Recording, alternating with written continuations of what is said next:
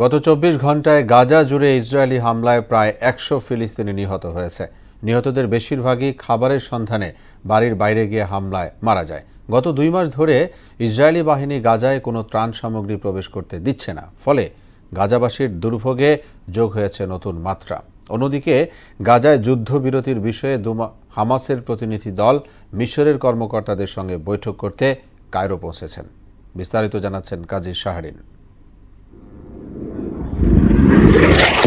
Israeli হামলায় গাজা উপত্যকা পরিণত হয়েছে মৃত্যুপুরীতে। প্রতিদিন প্রাণ হারাচ্ছে বহু নিরীহ মানুষ।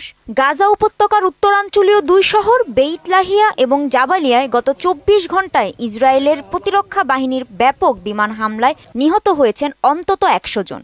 গাজার বেসামরিক প্রতিরক্ষা বিভাগের মুখপাত্রের দেয়া তথ্য মতে নিহতদের মধ্যে ৭৫ জন বেইত লাহিয়া শহরের এবং বাকি ২৫ জন জাবালিয়া সংলগ্ন বিভিন্ন এলাকার বাসিন্দা।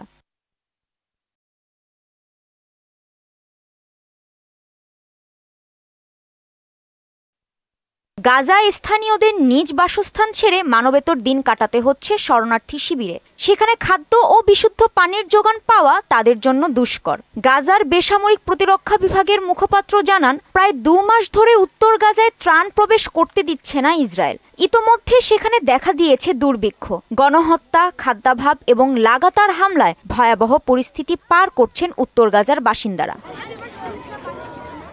তিনি আরও জানান, গত ২৪ ঘন্টায় নিহতদের মধ্যে এমন অনেকেই রয়েছেন যারা শুধু পানীয় খাবারের সন্ধানেই বাড়ির বাইরে বেরিয়েছিলেন। ৫ অক্টোবর বিশেষ অভিযান শুরুর পর থেকে খাবার, ঔষধ, জ্বালানি প্রবেশ করতে দিচ্ছে না ইসরায়েলি বাহিনী, ফলে মানবিক বিপর্যয় শুরু হয়ে গেছে গাজায়।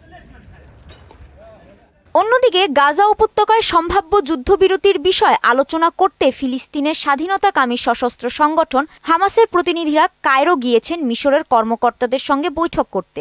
ইসরায়েল ও লেবাননের সশস্ত্র গোষ্ঠী হিজবুল্লাহর মধ্যে যুদ্ধবিরতি শুরু হওয়ার ২ দিনের মাথায় এ ঘোষণা এলো। কাজী শাহরিন, মোহনা সংবাদ।